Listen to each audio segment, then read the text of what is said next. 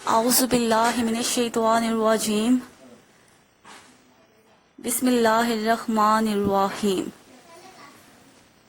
ربی اشرح لی صدری ویسر لی امری واحلل عقدۃ من لسانی یفقہوا قولی ربی زدنی علما۔ السلام علیکم ورحمۃ اللہ وبرکاتہ اسٹوڈنٹس، امید کرتی ہوں آپ خیریت سے ہوں گی اور اردو کی ڈائری اچھے طریقے سے یاد کر رہی ہوں گی۔ تو آج بھی آپ لوگوں کی جو اردو بے کی ڈائری ہے اس کی طرف آتے ہیں۔ لیکچر نمبر 11 ہے، دن سوموار کا 6 جون سن 2020، مضمون اردو بے، جماعت دہم کی یہ ڈائری ہے اور آج کا جو عنوان ہے وہ ہے کہانیاں۔ کہانیاں ہم کہاں تک پڑھیں گے؟ 1 تا 3۔ سرگرمی کی طرف آ جاتے ہیں۔ لالچ کی سزا کے موضوع پر کہانی تحریر کرنی ہے۔ آپ نے لالچ کی سزا کے موضوع پر کوئی بھی کہانی لکھنی ہے۔ مقاصد تدریس پر آ جاتے ہیں۔ کہانی لکھنے کا طریقہ بتایا جائے گا، ٹھیک ہے، آپ لوگوں کو کہانی لکھنے کا طریقہ بتایا جائے گا کہ کہانی لکھتے کیسے ہیں، کہانی کا معنی و مفہوم بتایا جائے گا۔ طلباء کو بتایا جائے گا کہ کہانیاں اخلاقی اسباق سے بھرپور ہوتی۔ حکایات کیا ہوتی ہیں؟ جب سے انسان نے بولنا سیکھا، حکایت یا کہانی سننے سنانے کا سلسلہ چل نکلا، حتیٰ کہ مہذب زمانے تک اس دلچسپی میں فرق نہ آیا بلکہ یہ پیاس بڑھتی ہی گئی۔ حکمرانوں نے اپنے ہاں قصہ گو ملازم رکھ لیے جو انہیں اکثر اوقات کہانیاں سناتے رہتے تھے اور حکمران انہیں تنخواہ کے علاوہ انعامات بھی دیتے تھے۔ اس طرح یہ فن بہت زیادہ آگے بڑھ گیا اور اس نے افسانے اور ناول کی شکل اختیار کر۔ بچے کہانیاں بہت شوق سے سنتے اور سناتے ہیں۔ اچھا جی، کہانیاں اخلاقی اسباق سے بھرپور ہوتی ہیں اور ایسی کہانیاں قوم کی تشکیل میں بڑی معاون ثابت ہوتی ہیں۔ کہانی لکھنے کے لیے ضروری باتیں کون کون سی آپ کو مد نظر رکھنی چاہیے؟ جب بھی آپ کہانی لکھیں تو ماضی کی بات کو حاضر کے صیغہ میں نہ لکھیں بلکہ ماضی کے صیغہ میں لکھیں۔ زبان سادہ اور روزمرہ کے مطابق ہونے چاہیے۔ قصے کا پلاٹ مربوط ہونا چاہیے۔ بڑھاپے کی بات کو بچپن کے پلے میں یا جوانی کا قصہ بڑھاپے کے کھاتے میں ڈالنا درست نہیں۔ ہر بات اپنے اپنے اسلوب اور مواقع کے لحاظ سے قدر پاتی ہے۔ یہ آپ لوگوں کی کچھ ضروری ہدایات تھی کہانی لکھنے کے لیے۔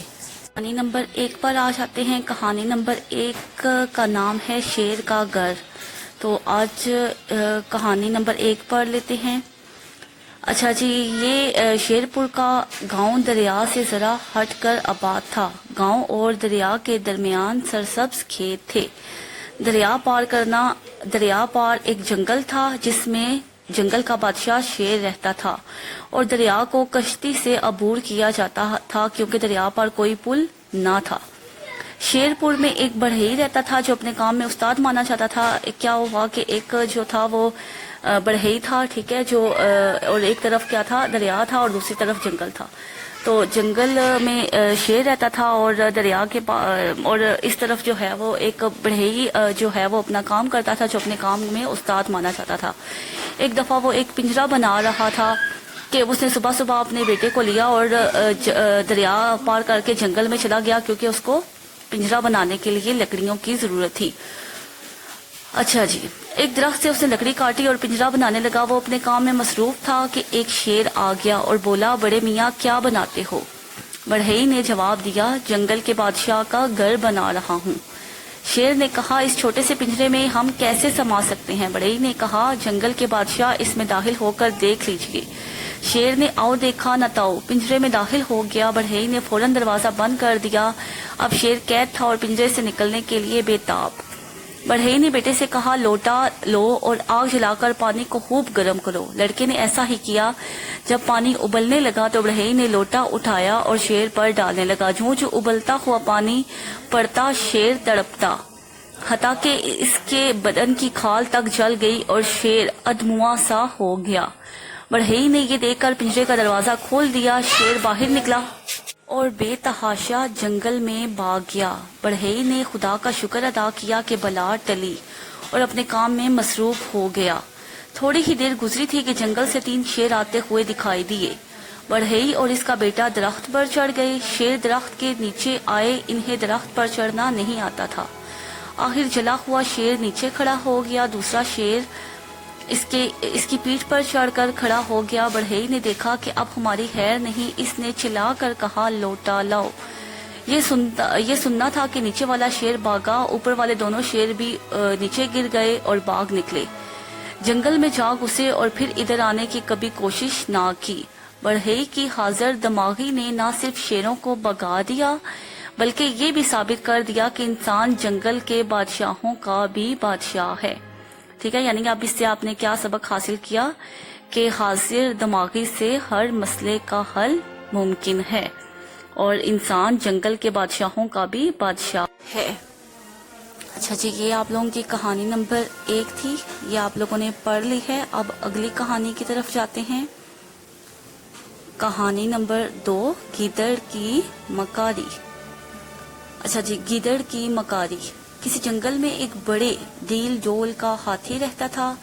اسی جنگل میں ایک طرف گیدڑوں کا ایک غول بھی رہا کرتا تھا۔ جب ہاتھی اپنی سونڈ کو ہلاتا، جھومتا جھومتا چلتا پھرتا تو گیدڑ اسے دور ہی سے دیکھ کر للچاتے اور دل ہی دل میں اس کے گوشت کے مزے لیتے، مگر بس نہیں چلتا تھا کہ اتنے بڑے قد آور ہاتھی کے گوشت سے کس طرح لطف اندوز ہوں۔ ایک مدت کی للچاہٹ کے بعد تمام گیدڑ ایک رات جمع ہوئے اور ہاتھی کو مارنے کی فکر کرنے لگے۔ آخر ایک بوڑھے گیدڑ نے ہانک لگائی کہ تم مردہ ہاتھی کا گوشت کھانے کی سوچ رہے ہو، میں تمہیں زندہ ہاتھی کا گوشت کھلاؤں گا۔ یعنی کہ اس نے شور و غل کیا کہ تم لوگ جو آرزو کر رہے ہو کہ ہم گیدڑ کا گوشت کھائیں، تو تم مردہ کی کھانے کی خواہش کر رہے ہو، تو میں تمہیں زندہ کھلاؤں گا۔ سارے گیدڑ خوش ہو گئے اور اسی کو اپنا لیڈر بنا لیا۔ رات کا وقت تھا، ہاتھی جنگل میں ٹہل رہا تھا، وہیں گیدڑ اس کے قریب آیا اور بڑے ادب سے سلام کر کے بولا، حضور، ہم سب گیدڑوں نے فیصلہ کیا ہے کہ آپ کو اپنا بادشاہ بنا لیں اور آپ کی حکومت میں امن چین کی زندگی بسر کریں۔ ہاتھی نے گیدڑ کی بات سنی اور خوش ہو کر بولا، ہاں ہاں مجھے منظور ہے، چلو سب گیدڑوں کی منظوری لے لیں۔ غرض ہاتھی گیدڑ کے ساتھ چل پڑا۔ گیدڑ اسے ایک ایسی جگہ لے گیا جہاں دلدل تھی۔ گیدڑ ہلکا پھلکا جانور چھلانگے لگاتا ہوا دلدل پر چلنے لگا۔ ہاتھی بادشاہی کے نشے میں دلدل میں اترا اور دنسنے لگا۔ آخر گھنٹوں تک دلدل میں دنس گیا۔ اب نہ آگے چلنے کا رہا اور نہ پیچھے ہٹنے کی اس میں طاقت تھی۔ ہاتھی گیدڑ سے چنگار کر بولا، اب کیا کروں؟ گیدڑ نے کہا، آپ باری بر کم ہیں، میں اکیلا تو آپ کو نہیں نکال سکتا، حکم ہو تو میں اپنی قوم کو بلا لوں۔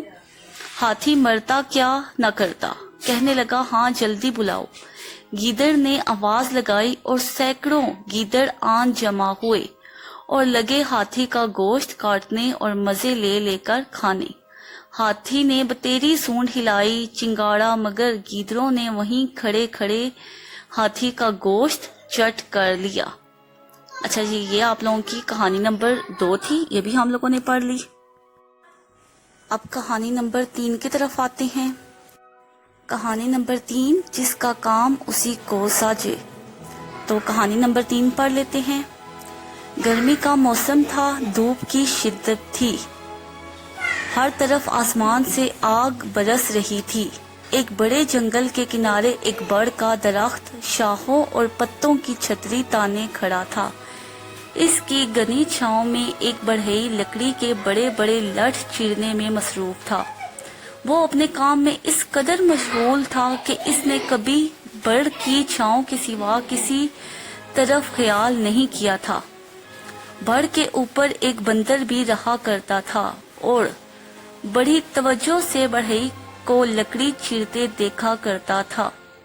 اسے بڑھئی کا کام اتنا پسند آیا کہ وہ چاہتا تھا کہ بڑھئی چلا جائے اور وہ لکڑی چیرنے کے لیے لٹھ پر بیٹھ جائے اور بڑھئی بن کر لکڑی چیرے۔ بڑھئی اکثر لکڑی چیرتے وقت لکڑی کی درز میں ایک پچر ٹھوک لیا کرتا تھا۔ بندر نے یہ سارا کھیل دیکھا اور موقع کی تلاش میں رہنے لگا۔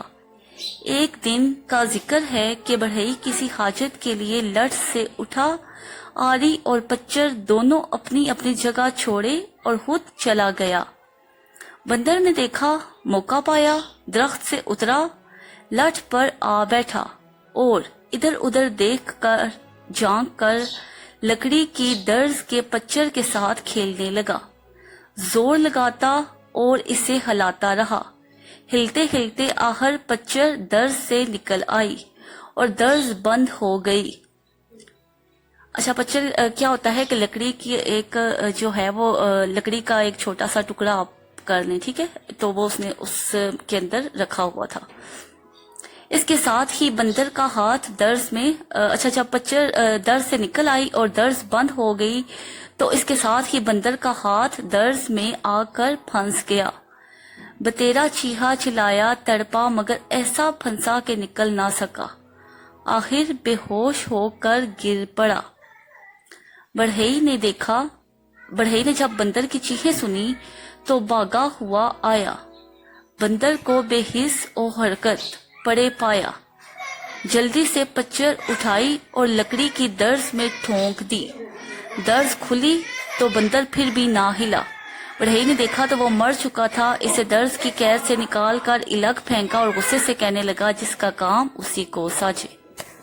डायरी की तरफ आ जाते हैं। डायरी है आपकी कहानियां जो भी आप लोगों ने पढ़ी हैं, 1-3 लिखनी भी हैं और याद भी करनी है। दुआ इस वीडियो का इख्तिताम दुआ पर करते हैं। सुब्हानकल्लाहुम्मा व बिहम्दिका अशहदु अन ला इलाहा इल्ला अंता अस्तगफिरुका व अतूबु इलैक। अपना बहुत ज़्यादा ख्याल रखिएगा। अल्लाह हाफिज़।